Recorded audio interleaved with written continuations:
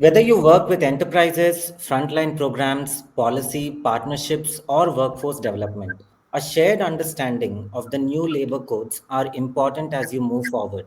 My name is Raj Janagam, and I head the state government partnerships at the Nudge Institute. In today's Jigyaasa Policy Dialogues, two former senior administrators are here to share their perspectives on the new labor codes and what they mean for workers, organizations, and emerging sectors. This session is your opportunity to understand the codes and its implications in the coming decades, build your clarity as every state is preparing to operationalize them. And hence, I request all of you to share your questions in the comment sections. We will be picking it up at the end. Now, to start the program, I will introduce our guests today. We have Aarti Ahuja ma'am, IAS retired, former Secretary, Ministry of Labor and Employment.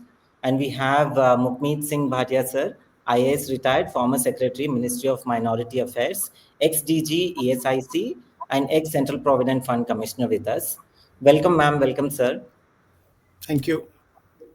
To Thank you. start with, ma'am, we can start with you before we get into the entire implications. I want to understand why are these codes implemented at this crucial moment in our economy? Why now, basically?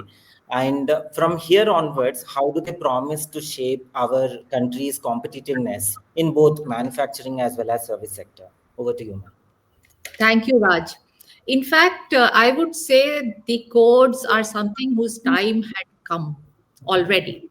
We are the fifth largest economy in the world.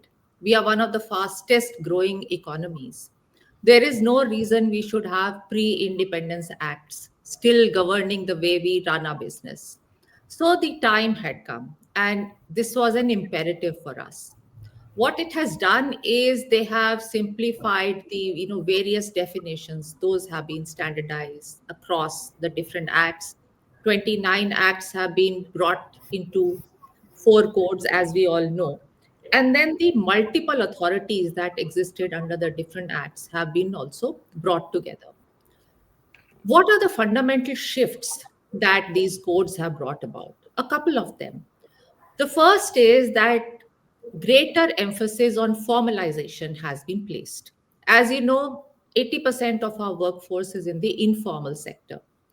The emphasis on formalization will mean that we'll have better regulated labor markets, we'll have better mobility. The second fundamental shift is that labor inspectors are now facilitators.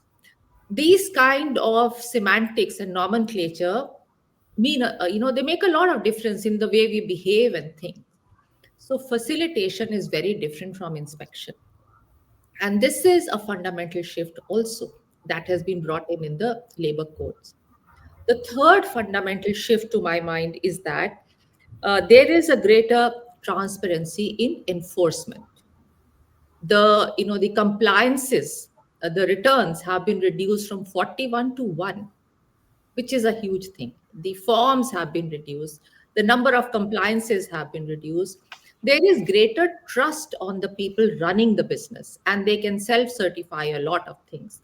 So, these are a few fundamental things, I think, shifts that have happened due to the labor codes. And going ahead, this will give greater credibility to us as a country. It will lead to better labor welfare. It will also lead to better participation of people in the economy. It will lead to better ease of doing business. So I'll stop here as a preface, and then as we go ahead, I'll be happy to answer some other questions. Sure. Your comments, sir, Mukmeet sir. Yeah, Raj, thank you for having me here. So, Aarti has given a, a broad brush of what these reforms entail. But I want to move a little, not higher, I would say, a more bird's eye kind of view. When you look at reforms in the country, uh, increasingly people are talking about the factors of production. And if you go back to your economics 101, what are the factors of production? Land, labor, capital, and then you can add markets also. So India has done tremendous reforms in the area of capital, Land, with the new Land Acquisition Act, things have become much easier for industry to.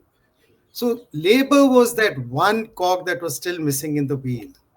And this cog has now been kind of addressed, and now it's a complete wheel. So what we need to situate the labor reforms is in a wider movement towards reform within this country. Number two, the other point I wanted to make was that for any investor, and particularly foreign investors, when they're asked two questions about what are the two main reasons which determine your decision to invest in a country, and this applies equally to domestic investors. One, they say, is stability of policy. You look at umpteen surveys, and they say stability of policy is the greatest risk for us. And the second, they say, is enforcement of contracts. Other things follow later. You know, things like availability of skilled labor, etc. Now, with these labor reforms, I think we are addressing two of these very, very important aspects of investment, which apply not only to the foreign investors, but to our domestic investors.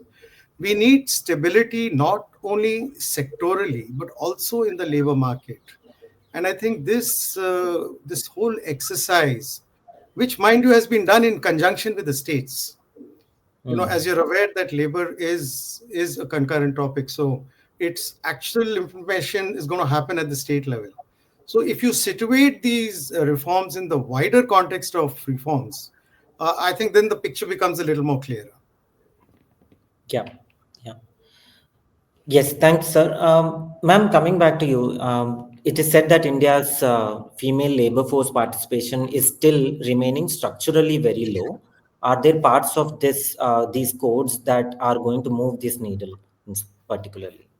Yeah, thank you, Raj. In fact, that's a very important issue if you look at it. Women's workforce participation measured through PLFS has been increasing over the past couple of years. However, we must keep in mind that their participation in the formal economy, in the formal jobs, has not grown at the same pace. So we need to look at it from that angle as well. If you recall that, Claudia Godin, who won the Nobel Prize, she primarily worked on women's workforce participation. And what she says is that it's a U-shaped curve. As it starts like this, and as the economy grows, the women's workforce participation grows. We are actually on the cusp here, where the women's workforce participation, we are seeing an upward trend. So the labor codes, what they have done is given a fillip, given a push to, and will give a push to this women's workforce participation. How will they do that? The first is we see that women's workforce participation has a huge potential in certain sectors like logistics, like pharma, in manufacturing. We see, for example, the iPhone back-end manufacturing mostly done by women in those companies. So IT services, we have GCCs coming up in tier 2 and 3 towns. There are more and more startups, more and more business happening. So this ability to work night shifts is going to be, with the adequate security features, of course, is going to give a fillip to women's workforce participation. Of course, employers will have to concurrently look at safe housing, will have to look at safe transport, etc. But that is an enabling environment created by the codes. The second thing is that no discrimination on accounts of gender, both at the time of recruitment and in the wages, which is again a very fundamental step. It's very important that we emphasize that. Uh, the other issue about women's workforce participation that is going to provide an enabling environment and a fillip is, of course, one is the maternity benefit with the pay of 26 weeks, which is, but having said that, I do hope this is not companies and entities don't see it as a disincentive to hire women. This is meant as an enabling provision and it should be seen as that. And the provision of working from home after maternity leave. Now, this is for the formal sector, but having said that, we also have a large informal workforce. And women will slowly move into the formal jobs, but we also must remember that a large part of the informal workforce is migrants. And women form a large chunk of our migrants. They move with their families. In fact, as per the census, women are the largest chunk of the migrants, right? So, what happens to them? When they move to a new city, they need housing, they need creche facilities. The codes now take that into account. So, a creche, MSMEs can pool together and make a creche. Many women you will see work in small businesses, in shops, etc. So, this will provide a facility and they can pool and provide those creches. There is also a provision of creches where there are 50 or more employees, not just women employees, employees. What it does is actually change the mindset that the father can also bring the baby to the creche, right? So these kind of things are there in the codes, which will enable women to enter the workforce better. We must also remember that women don't enter the workforce not because they don't want to, but because there are so many societal pressures. And we see that a major chunk of the women in the workforce are after the childbearing age. That's when it really shoots up, right? So we need to move that back.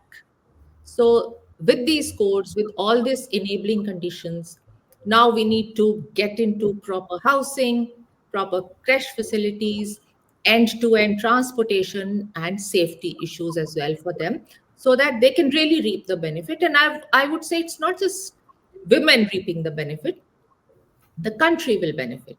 In fact, there are studies. Let me just say two more points. There are studies which show that when businesses employ more women, they gain more, they make more profit. It's an ILO study. The other thing is that when women earn, the social capital is higher because they spend, compared to men, they spend more on the household things like children's education and all that. So the social capital creation is also higher. So this is the time now that the codes are here.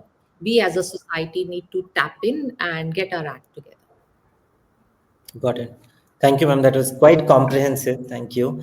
But sir, you have any perspectives, especially from Yeah, ESIC? Raj, I think Aarti has covered it comprehensively. She has, in fact, highlighted some of the new points that have come in these codes.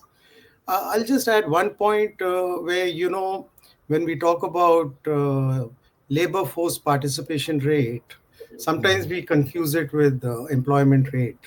So LFPR not only refers to the women who are actually working, but those who are actively seeking work. Seeking work. Hmm. I think that's a very important point we need to understand. That all these reforms that Aarti spoke about and which are part of the new codes, it'll actually make these women actively seek work also. They may not get the work immediately, but at least the pool of people who are working plus who are actively seeking work, if the conditions are good, they will seek work. So in that sense, the LFPR will go up. And then finally, of course, the employment rate of women will also go up. So it'll act as a magnet for people who are still not actively seeking work. It'll help to improve that also. And if I can add to that, when in PLFS, when the survey is done, they were asked, women were asked, and men were also asked, that why are you not in the workforce? So they said, we would like to be in the workforce. It's just that I have to look after the household duties, I have to look after the child. But yes, they are the ones who are seeking work but held back. Right? So, this kind of an enabling environment will also change the societal mindsets. And and eventually as the incomes grow up in the family. So what I said for the country applies to the households also. As incomes grow, as women become financially more they are able to stand on their feet and they bring income to the household, then these things also, the societal pressures also soften. Yeah. Thanks, ma'am. No, that was very useful. In continuing from that conversation, especially with regards to informal sector, Mukmeet sir, if you can take this on, where 80% of India's workforce is still said to be informal. Now, the codes, will they realistically shift this balance, or it is also, or will they actually end up strengthening the formal economy alone? Yeah. Okay, so if you look at the numbers, we don't have any exact numbers on the extent of formalization in India, but roughly, I'm giving you ballpark figures that are normally given out by the ministry and other experts. The workforce, current level of workforce in this country is in the range of about 50 crores. Mhm. And this includes organized, unorganized, gig platform, self employed, disguised employed, you include everything. Now, out of that, under the formal ambit, typically you have about 3 crore who are covered under ESIC, but these are employees who are only getting less than 21,000. There are other systems in place also where bigger companies have their own systems of covering these employees. So the figure is closer to about 7, 8 crores who are covered by the formal system. So it's broadly that number that you're talking about, that only 80%, most 80% is informal. Now, there are so many aspects of these codes that can move towards formalization. And Aarti has covered a few of them, but some of the key ones, and you'll have to bear with me because I think this is important to understand. Uh, Though I would like to emphasize that at this point, I'm only mentioning what is currently appearing in the codes, but implementation is another aspect which I'm sure we'll cover towards the latter part of the program. So just quickly, if you look at the code on wages, there is a talk of a minimum wages. Then there is the timely payment of wages by the 7th of every month. Then there is the provision that if allowances exceed more than 50%, then while calculating other benefits, you will have to take a minimum of 50% for the benefits that you calculated on the base of wages. Uh, Universalization of social security. I think subsequently we will speak in detail about gig and platform workers, workers who work from home. The ESIC coverage is going to go up, is going to be made voluntary for enterprises which have even less than 10 employees. We've spoken about workplace benefits that the employees will get. But let's also remember that the other side is also equally important. That is the employers. What is it in the code for the employers for them to move towards formalization? Otherwise, there is always this criticism that in India, employers deliberately keep the size of their firm one less than the mandatory number. So if it's related to retrenchment, earlier they used to keep the medium and bigger firms used to keep then formal employees less than 100, 99. So that when you have to retrench somebody, you don't have to seek the permission of the government. Or for a smaller firm, you would keep it at 9. So if you enter 10, then you had to go in for coverage under ESIC, which brings its own additional thing. So there are a number of aspects that have been changed. For instance, now the threshold limits for contract laborers has been raised from 20 to 50. The factories which use power, the number of workers has increased from 10 to 20. Then for which without power, it's 20 to 40. Then licensing has been also made all India, valid for 5 years. Third party certification is there. So there is a lot for the employees also. So I think if it's a confluence of both the employers and the employees that work together, then that formalization is bound to happen. So there's a lot for the employees also, which somehow in the debate we tend to not highlight too much. Just as an example, since I was the Chief Provident Fund Commissioner in EPFO, now no case which is more than 5 years old can be opened up. Even if you start an assessment, you have to complete it within 2 years. You can't suo moto open cases. Then there is this provision of prior opportunity for prosecution. For instance, if somebody is not in compliance with some of these codes, there will be an opportunity that will be given to the employer to set things right. So there are a number of features, I think, which will also move the employers towards formalization.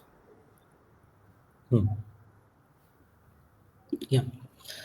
Noted, sir. Thank you. Thank you for that again comprehensive view on this. Sir, continuing on that, in terms of what the codes are shifting, how do these new labor codes change the landscape for gig and platform workers? It's been a hot topic. Now, here, I'd like to invite ma'am, especially you've been central to massive initiatives such as eShram. Now, how do these codes change this landscape? And also, what does that mean to the mobility of labor force in the labor market in India? If you can throw some light on this. Yeah, thank you, Raj.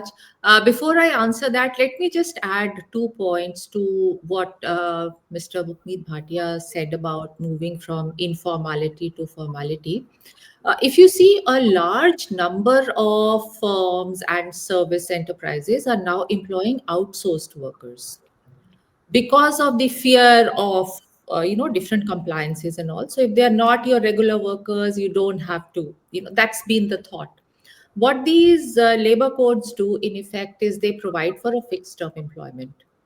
So it may be for 1 year, it may be for 5 years, etc., which gives a free hand to the employers as well as to the employees, to move on for both of them. So that's an important point. The other thing is that these codes, they formalize the relationship in the sense that now you have to give an appointment letter.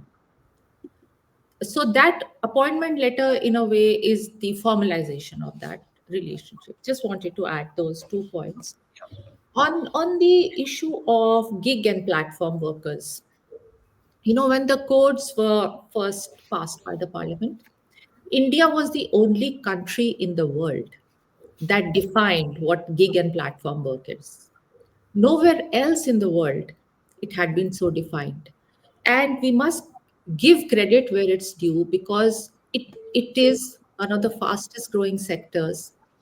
And recognizing that sector in the legislation, in a way, demonstrates the intent of the lawmakers towards this sector.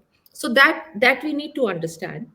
So the other thing that fundamentally happened in the labor codes, in the social security code specifically, is that the social security of the gig and platform workers has been made a part of the legislation. And it is envisaged that a social security fund will be created for them, through which their social security needs, such as pensions and maternity benefits, etc., will be given. What this will do in effect is, as you know, the platforms don't treat gig and platform workers as employees. They treat them as users or as partners. But what this will do in effect is it will bring in state support for somebody who is a migrant, who has moved from their workplace to a city and is struggling, and will provide that necessary social security and recognition. What it will also do, you mentioned eShram, will also link them to eShram. As you know, eShram has a database of about 30 crore people who have self registered in about 400 different employments. And many of them have self registered as gig workers and platform workers. But having said that, we also know that it's a dynamic database. Somebody may work for 2 3 platforms, somebody may be a platform worker today and an agricultural labor tomorrow. So it's a dynamic database, but it is a database. And the gig and platform workers, and it is linked to Aadhaar. So through the Aadhaar mechanism, they can all be part of the eShram database, and they can all be linked to the platform, and their entitlements can thus flow through that mechanism. The other thing that happens because of this is that, as I mentioned, that there are many people who come to cities to work as gig workers, as platform workers. This also enables the portability of benefits. So we need not look at them in isolation as a gig or platform worker. They also have other things, right? They are also a farmer or an agriculture labor or maybe a construction worker at some point of time. So this enables the portability of those benefits across to all the gig and platform workers. So what it does in effect, we have an integrated labor market. You may also recall that some states had brought out gig and platform worker acts where a similar provision was being made. But what that would have entailed that each platform would have had to rejig their whole software and way of working for each state separately because they were not uniform. A national code that brings in uniformity across the country is something that will only strengthen this sector, make it more robust, while also protecting the interests of the gig workers and the platform workers. And gig and platform work is not just in the urban areas. It is something that is there in tier two, tier three towns, not just in delivery, etc., logistics or e-commerce. In a lot of other things, farmers are now, using platforms for their resources. So this is a growing sector, and we also talked about women's workforce participation earlier. This will also enable more of that in the gig work, especially in the care economy. Yeah, Raj, I'll just Yeah. add to what Aarti has said. Uh, while we're all aware that there's almost a 5-year gap between when the codes were actually passed by Parliament and now that they've been implemented. But what is interesting is I'm making a general point which hasn't come out earlier, and then I'll come back to gig and platform, is the fact that a lot of states on their own have already picked up a large chunk of these codes and embedded them in their local laws. Just as an example, that I spoke about retrenchment, if it's you have to seek government permission if it's more than 100. There are almost 20 states which have either done that in their own laws, irrespective of whether these codes have come into play or not. So there's a huge constituency for reform within the state also. I think that aspect we have to understand very. It's very important to highlight that because the process itself was also very, consultative. Now, coming back to the gig and platform workers, during my time in the ESIC, we initiated discussions with some of these aggregators, like Amazon, and that time it was Ola, and you'll be surprised. You'll be surprised that one would think that they would be a little reluctant to get into this, for it imposes a cost on them. What the code talks about is 1 to 2% of their turnover has to be contributed towards the social security fund, up to a max of 5% of their total wages they pay. But surprisingly, they were also very conscious of the fact that these gig workers are operating in a very difficult environment. They're operating in a difficult environment and they need some sort of support, whether it is in the form of sickness allowance, whether it's in the form of accident insurance, whether it is in the form of, I mean, we have to just see on the roads the way some of our delivery boys, how they drive. They're exposing themselves to tremendous risk. And a lot of these aggregators were conscious of the fact. And at that time itself, only they were saying, ki, yes, we are with you. Let's try and work out something quickly, and we are part of it. So there is that constituency for change from even the employers, given the fact that there was a criticism of the employers, these aggregators also. So my point is that it's the confluence of factors have been positive towards this aspect, and there has been very little resistance from anybody on this count.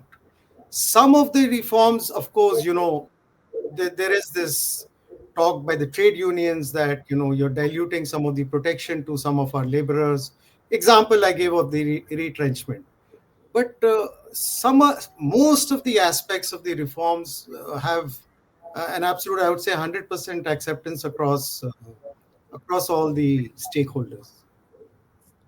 Yeah. If I can add on to that, Raj, what Sure. Mukund said, even for retrenchment, there's a retrenchment fund now. It wasn't there earlier. So somebody who's retrenched can be reskilled through this fund and placed in a job.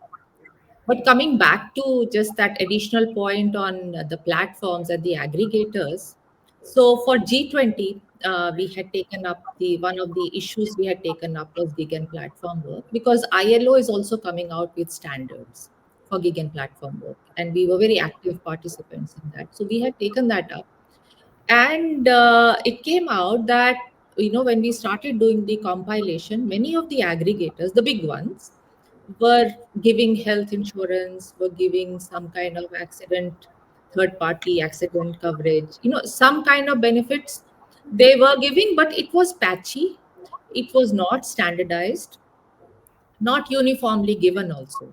So in a way, this kind of a source of a fund being created through the revenues of those platforms will ensure that there is stability in the mind of the gig and platform worker, that no matter they move from one entity to another, one place to another, they will continue getting those benefits no matter where they are. So this is something, because they often complained about the algorithms, for example. So and why? So this kind of a thing will give them that much needed stability.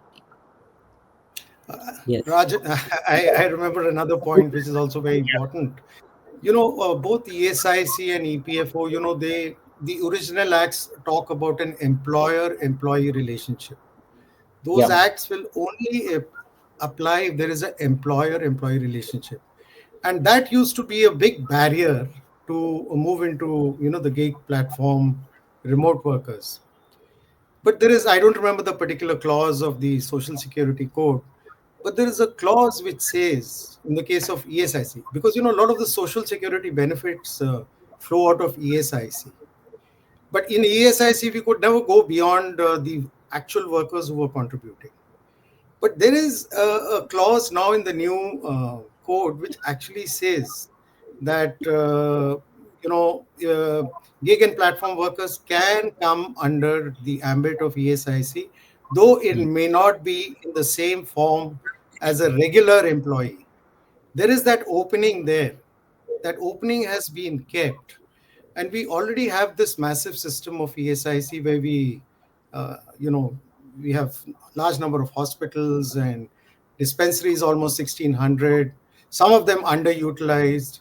So as we move along, there is potential through that clause to change that past thinking where the employer employee relationship was sacrosanct, to give a certain social security benefit, and we are being a little more open to it. But again, we'll have to be a little cautious about that in terms of contributions and the system that is in place. But at least the act gives us an opportunity which was not there in the earlier original ESIC act. Yeah. Noted, sir. No, thank you for that. Was an important point. In fact, if you can, sir, continue your point on overall safety, well-being of the employees per se. The as you mentioned, the codes have definitely emphasized on the structured working conditions, safety and health of every employee. But also, we are hoping that will shift the productivity. But I also want you to please throw some light on the implementation challenges that, as a nation, Yeah, will be expecting from these new codes. yeah. I think now we have a framework in place, but I think the most important, I think only 50% of the work is done. And this I am speaking on the basis of my experience in ESIC. Aarti ma'am had mentioned in the beginning the talk about inspectors come facilitators. Just having that provision is a signaling device that we are moving away from inspection towards facilitation. But how we go about it is going to be extremely challenging. And I think I can be honest enough and share with you that the service orientation that has to be there in organizations like ESIC and EPFO, it has to change dramatically. When I say dramatically, and I mean it dramatically, Mm. because the level of service orientation is still extremely, I would say, below par. I would, and I'm honest enough to say it because I headed the organization. We have to change especially the people in the organization. These are large organizations. ESIC runs into almost 40 to 50,000 employees, including doctors, inspectors, and all. EPFO is, of course, much smaller because the mandate is limited. So the challenge for us as we move forward in terms of implementation, I think the biggest challenge is the people challenge. And the people challenge that is already embedded within government. It is a large setup that is already there, whether it is ESIC, whether it is EPFO, or whether it is our labor inspectors who go on various rounds. There are enough provisions out there which tell us that things will become much easier. But it all depends on the service mindset. I think we have to move from the coercive mindset that we have in regulatory organization towards a service orientation. That challenge, I think, is bigger than anything else that we've discussed here. We have the framework in place, but it's the people who are going to make a difference. And for that, I think government will have to really work hard on this as to how do we change that service orientation, service mindset of all our employees who are working in the social sector. One important point I wanted to emphasize here is that what we do in ESIC, EPFO, it's not charity actually. It is a fiduciary relationship that exists between employees and these organizations. The money that ESIC collects is not the government money. It's a contribution of the employers and the employees. The money that PF, Provident Fund, collects is the money of the employers and employees, which are now in the name of the employee. There is a fiduciary relationship in terms of trust. I think that needs to really be strengthened. How we do it, how we change the mindset, I think within government also we have to look at that very, very carefully. That is going to be crucial for whatever we do. Yeah. Yeah. No, thank you, sir. I think so. We are very good on time so far, and we have some really nice, interesting questions also. I will read them, but before that, if anyone else is also looking forward to how to ask questions, please leave them in the comments, and our team is picking it up. I would request ma'am to start with you to head towards the concluding remarks, especially with the new codes where we are headed as a labor market is evolving, especially for next decade. And that the implementation is happening already as we speak from every state. So, your thoughts on where we are headed next? So let me end with where I started off with, that we are one of the fastest growing economies and we need to become even bigger. We need to develop.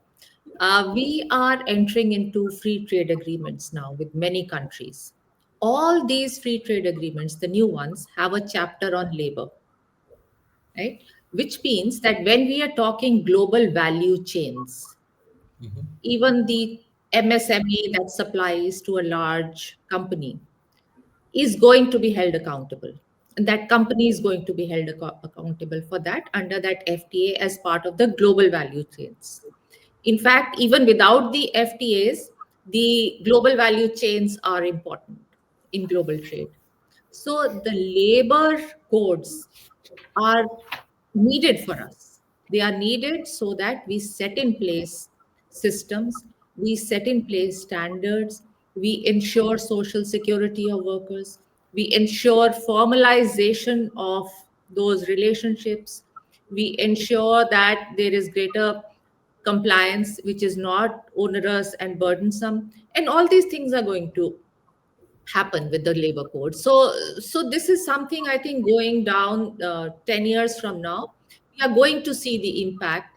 It will be incremental, it may be gradual, but it will be very significant. Noted. Sir, your remarks. Yeah, Raj, there was, in fact, I think Aarti has summed it up well. But there was one point I wanted to make, which I just thought is also very, very critical. And this is based on experience with our current social security schemes. And that is the issue of awareness. Lots of workers are getting their, part of their salaries cut for things like ESIC and Provident Fund. People are aware of Provident Fund because, they get their details every month, they get SMSs. But what I found very striking, and I'm saying this as a former DG also, is that there is very little awareness about the benefits that accrue to workers who are part of a social security system. And it's astonishing because, like I used to go to the airport sometimes. Anybody I meet, I could figure out he's a ESIC beneficiary. I would ask him, and he would immediately said, "हाँ sir, PF का हमको पता है, हमको SMS आता है, इतना हमारा कटा है." I said, "ESIC, कभी have you used a dispensary? Have you ever gone to a hospital? There are 5 hospitals in Delhi." And the level of awareness was unawareness, if I may use the word, was astonishing. So now we are moving from formal employees to we are moving to gig and platform workers, who very fleetingly are part of an organization. They pick up and go, pick up and go. So the challenge will be much greater there in terms of awareness of these benefits. So here I think there is a critical role for all of us, all stakeholders, and I would say all the employee organizations also. Like, we haven't mentioned the word trade unions so far in this talk, but we have to get them move along with us as far as these codes are concerned. So awareness is going to be a very critical thing. Having a person listed as one of your beneficiaries is one thing, but making him aware of the benefits that accrue to him, of actually utilizing those benefits as and when required, I think that is also equally important. Yeah. Makes sense. Thank you, sir. That was very important to also note the responsibility of actually leveraging what's given.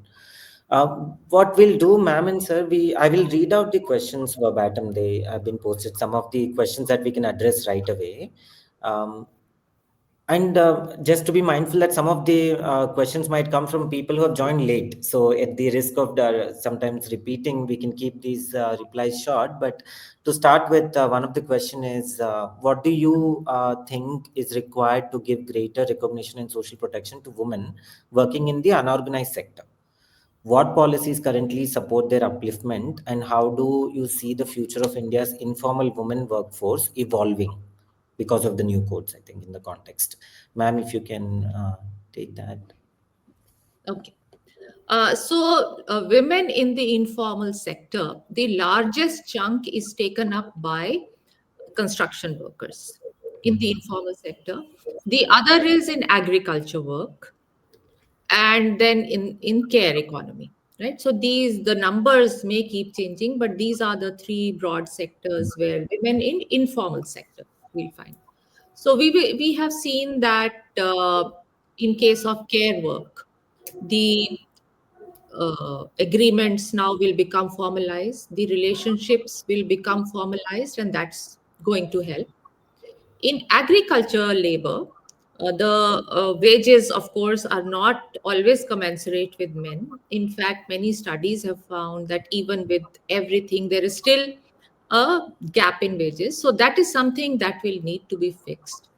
In terms of the construction sector, the women in the construction sector, the Building and Other Construction Workers Act does provide for a lot of provisions like having dormitories, having safe housing, having creche facilities. Uh, in fact, government programs like ICDS provide for portability. The One Nation, One Ration card provides for entitlements, the rations to be given wherever they go. But these have been in as part of legislation since quite some time. I think the fact that now Ishram is there and we are able to know how people are moving from one place to another. and one occupation to another is going to provide a huge leverage to ensure that these social security benefits are portable and they are identified properly, they are focused on them, and they are given to them. Hmm. And Yeah. actually on the margins are not left out of that. So there are, so that is something that proactively we will have to do. But having said that, we should also note that in the last report on social security that ILO brought out, the social security coverage of India's population is 68 or 69% of our population is covered through one social security benefit or the other, which is an amazing number Yeah. when you come to think of it, right? So real incomes also we need to look at, and those are protected, so that basic social safety net exists for a large population in our country. But yes, those who work in the informal sector, the legislative provisions for them are there and they need to be enforced better. Hmm. Again, through the eShram portal and other mechanisms. Yeah. Makes sense. There's an interesting question. It says, do you expect the codes to influence wage setting in currently informal occupations? Sir, do you want to comment on that? Come on that. Uh, I really don't have too much knowledge about that. I mean, if Aarti would take that question, I see a few ESIC questions, so I can read the Sure. questions also. So I'll take those. Okay, great. Sure, ma'am, if you have an opinion on this one, it's on the So, informal yeah. occupations. Yeah.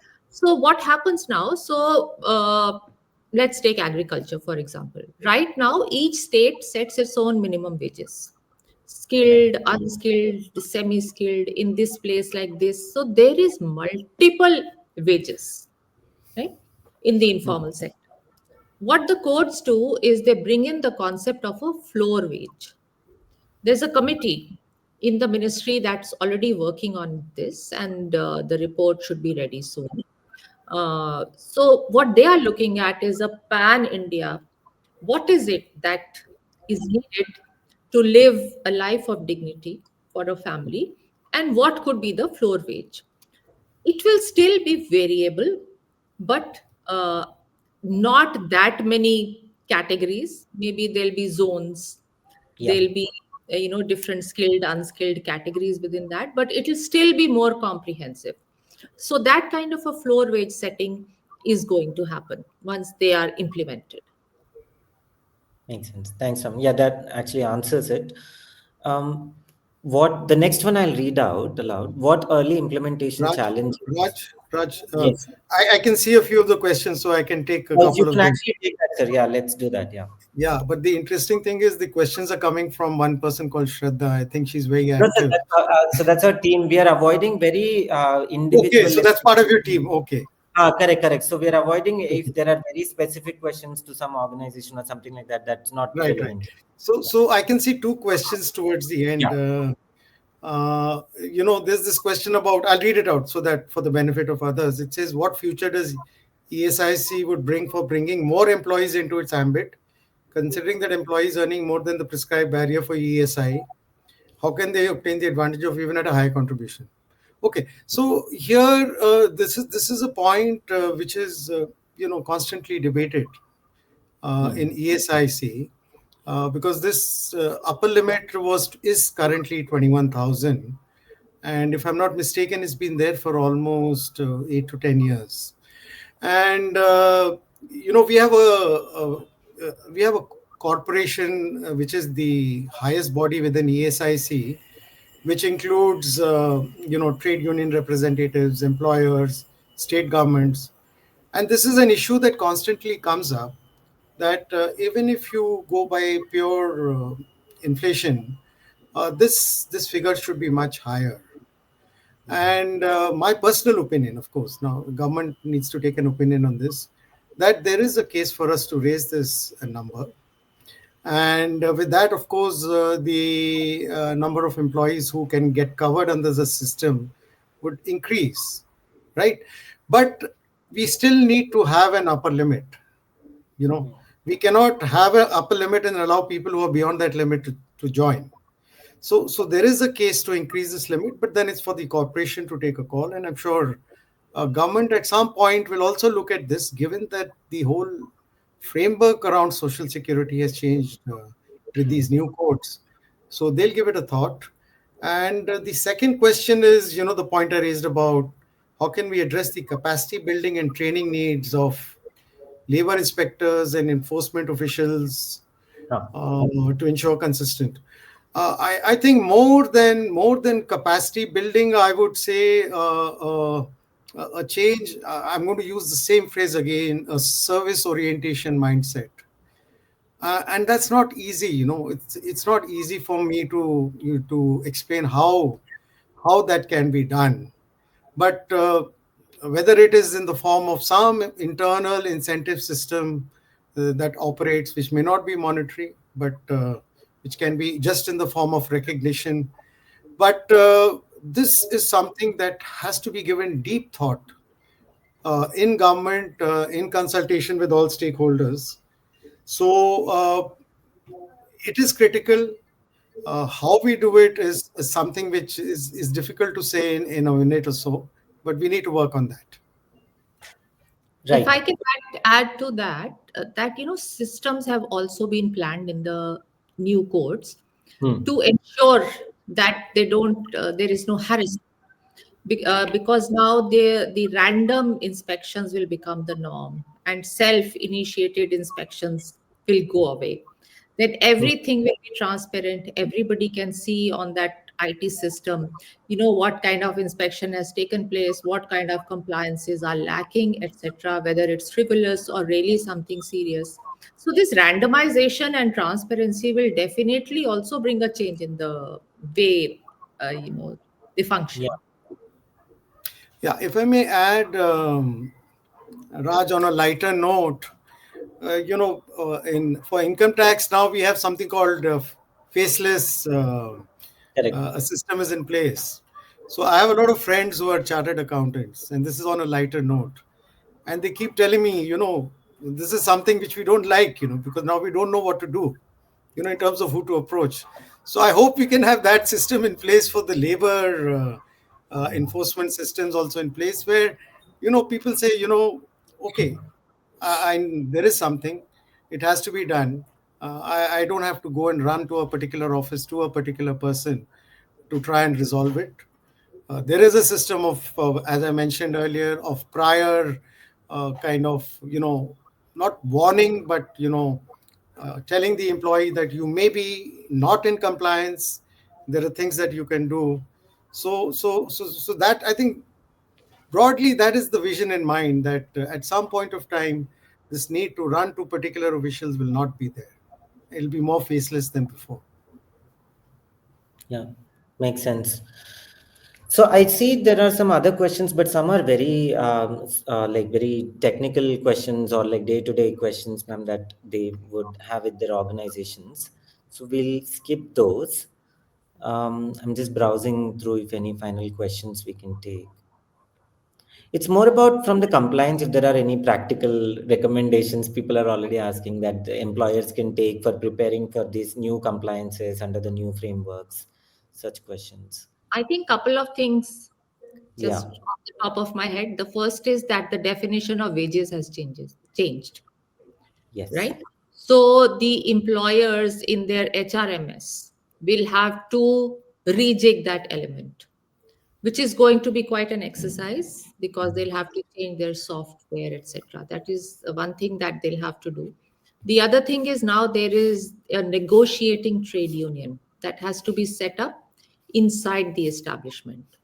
Hmm. So that they'll have to do. Then also payment of gratuity to people who've been in fixed term employment, which was not there earlier. They'll have to rejig their systems for that. So this is already something that is there in the codes, and a couple of these things I mentioned, and there are other minute details that they'll have to see and comply with. Can I add one more point, Raj? Sure, sir. taking off from where Aarti mentioned. This talk about portability, universal portability across Yeah. ESIC, EPFO, PMJY, eShram. Uh, that's going to be extremely challenging. You know, just simple thing like portability between ESIC and EPFO, we found a huge challenge because we're dealing with huge numbers. I think the EPFO base database is 30 crore employees. ESIC is 3.5 crores just workers if you include their family members who are also beneficiaries for health and medical, etc. Then it's about 12 crores. Just getting these two together was something which was extremely challenging.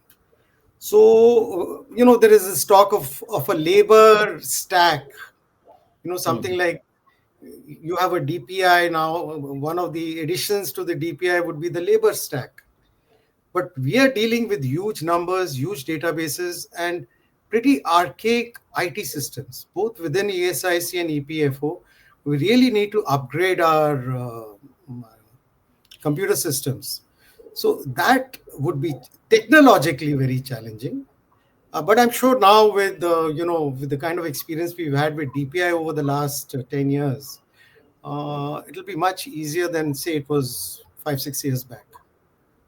I think it's True. already happening. Yes. It's in the works. Okay. Yeah. We're on it soon, yeah. It has also led to a lot of discussions on innovation around labor stack in DPI. So Yeah, that's very yeah, relevant. yeah. So I think we can conclude here. I'm just looking at some of the questions are repeated, but also nevertheless, we will be posting more replies there on our threads. So thank you very much, Aarti ma'am, Mukmeet sir. This was wonderful. We are on dot time, but also the views were very comprehensive, and especially coming from development sector, a lot of our viewers are finding answers for early answers, I would say, for the new changes that are happening. So this was very immensely useful for everyone. And for those of you who are watching us now or later, don't forget to also turn on the notifications so you would know such deep dives when they happen on our page. Thank you again so much, Aarti ma'am. Really always grateful for your guidance and support. Thank you It's been a so much. It's such a pleasure being here. thank you. Thank you. And thank you, Mukmeet sir. Looking forward Uh, to talking to you again. and thank you, Raj. A lovely discussion. Since we have 2 minutes left, can I make a pitch again? Absolutely, A sir. pitch for implementation. How do we Yes. implement it, and how do we get people to actually be sensitive and service oriented towards our workers, especially the kind of workers we are getting into the system now, who are actually not haven't been part of any formal system. Uh, that's absolutely critical. Once we get that right, I think we are on track to massive social security coverage for a vast majority of our citizens of this country. Thank you. Thank you, sir.